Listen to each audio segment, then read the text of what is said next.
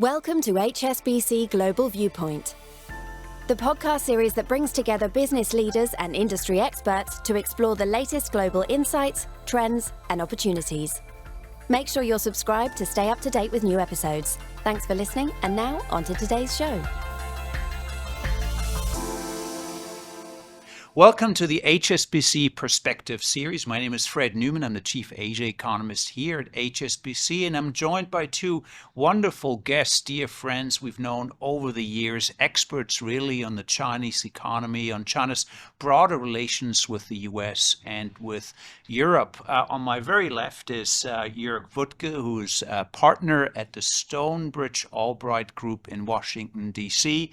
And then we have Chris Johnson, also based in the United States, and he's the president CEO of the Chinese Strategies Group. Now, both of you are, of course, seasoned analysts when it comes to U.S.-China relations, European-China relations, and the Chinese economy overall.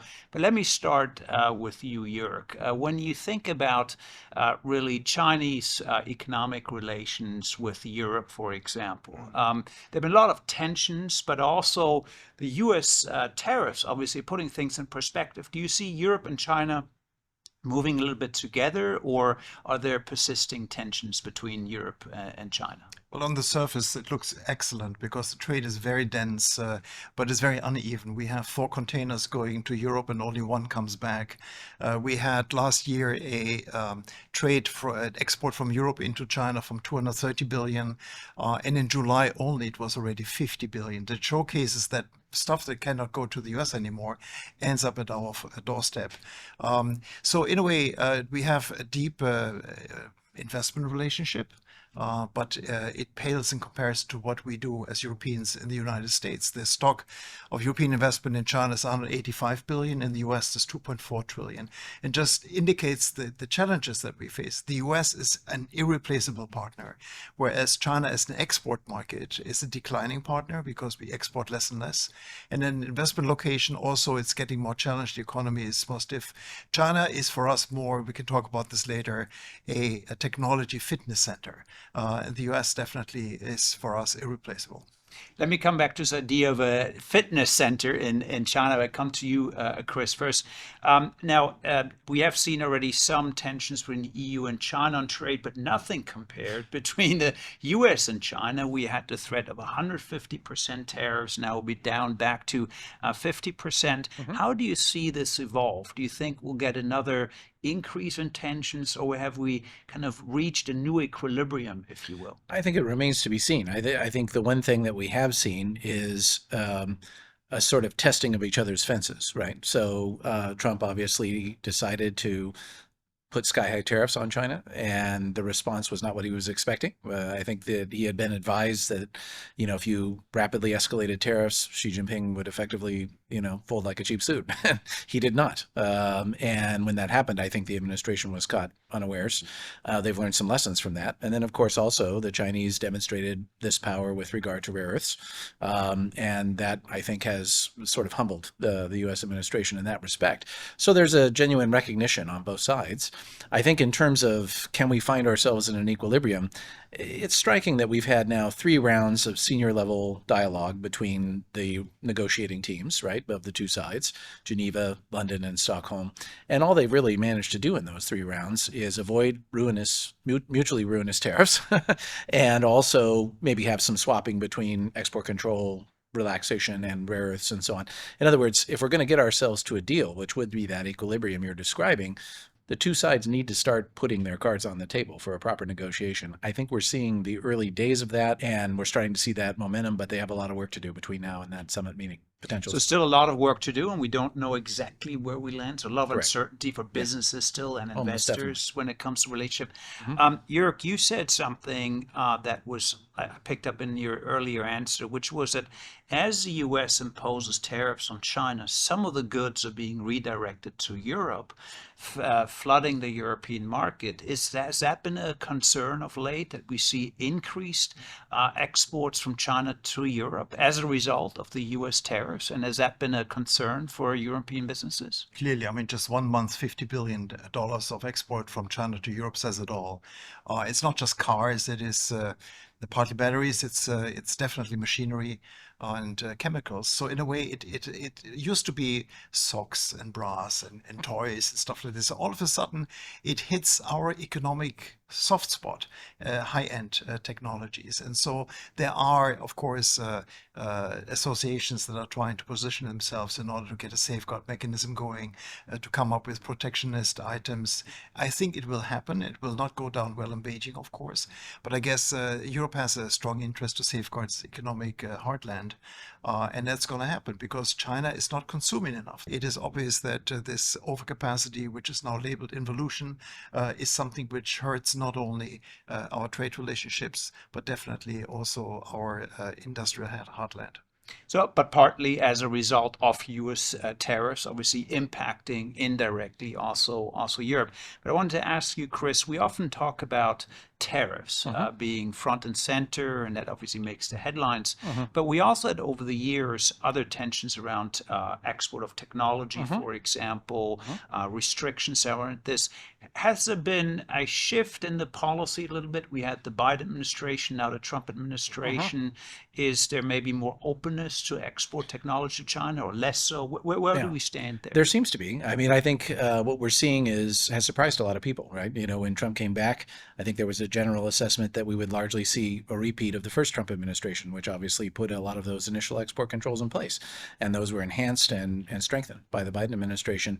Instead, what we're seeing is a relaxation on certain of these issues. And I think, you know, a lot of analysts fail to recognize the fundamental shift in the U.S. position.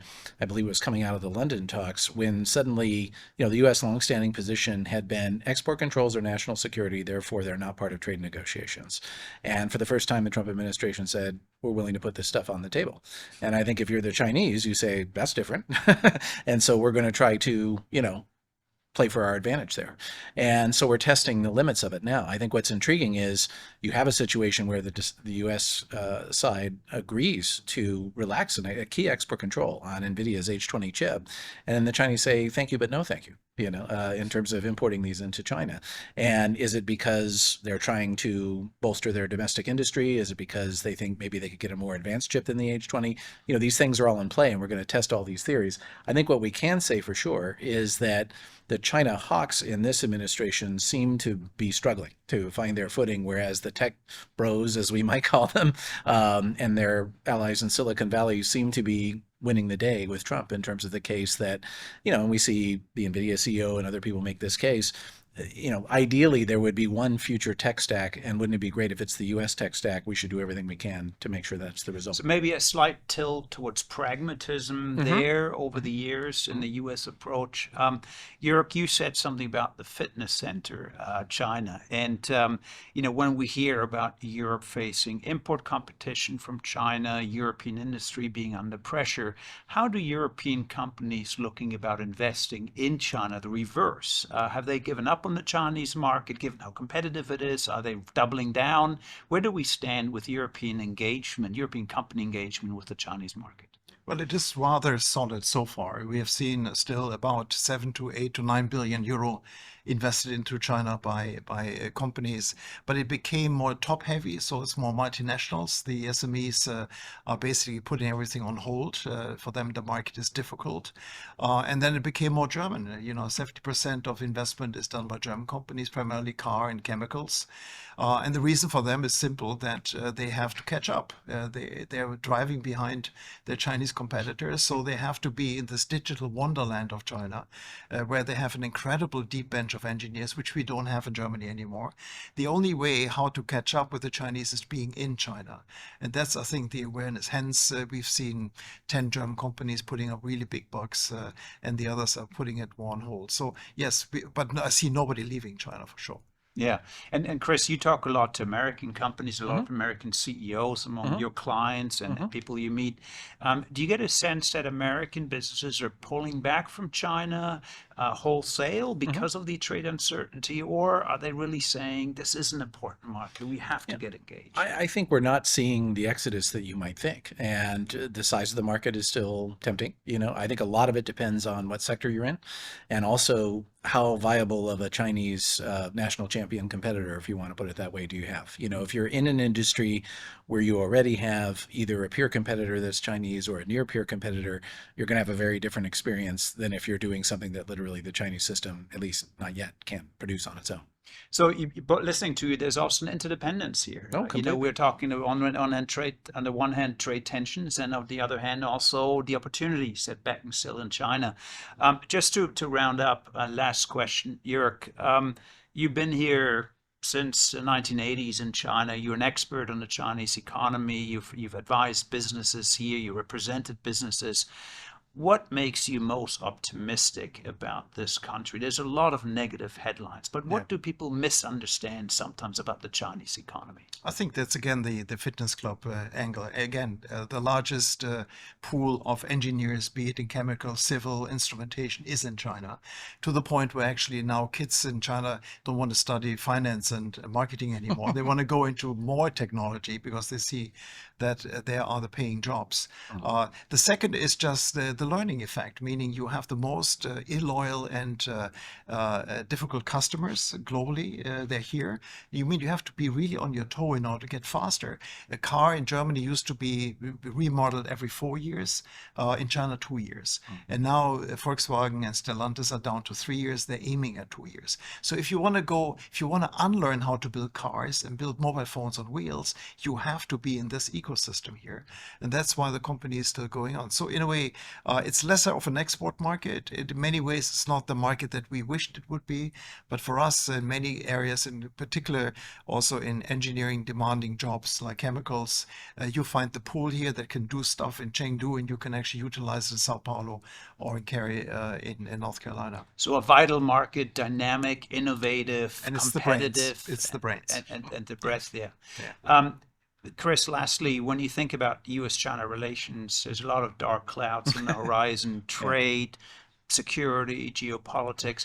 What makes you perhaps more hopeful that, we're not seeing a complete break, that actually there might be a way to steady their relationship? I think, to what we were discussing earlier, we saw a fundamental test of what it might look like if there was a break, right? When both sides escalated to these sky-high tariffs that were just ruinous, right? And also the U.S. administration decided... You're talking about the 150% that we had a few months ago. And basically all trade ceased, right? And when you look at that, you say to yourself, this is ruinous for my economy.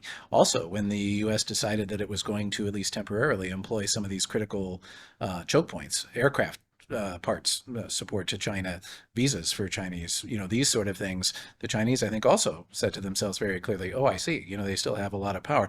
So I think going through that exercise causes both sides to say to themselves, hey, wait a minute, we don't want that. And let's rethink this a little bit and see if there's a way where we can find that equilibrium that you were describing earlier. Yeah. Well, Chris, thank you very much. I'm come away with a bit more optimism.